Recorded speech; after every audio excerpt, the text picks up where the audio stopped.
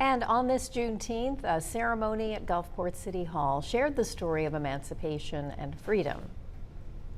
Every voice and sing, till earth and heaven.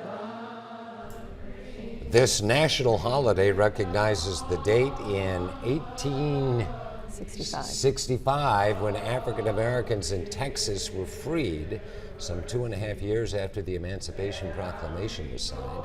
The City Hall chamber was filled with community leaders and citizens with inspirational messages and the living legacies. Those who fought the long battle for freedom and equality shared testimonials and encouraged the next generation to continue the work. Bringing the community together is just one of the reasons organizer Bobby Hudson says this event is so important.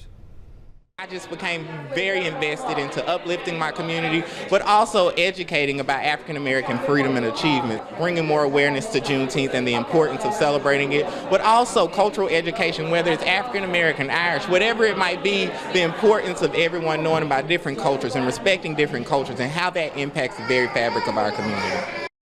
Tonight, another Juneteenth event happening at the Morning Star Baptist Church in Gulfport. The second annual Harry C. Tart service begins at 6:19. Stephanie Poole will be there and bring us that story a little bit later tonight on WLOX.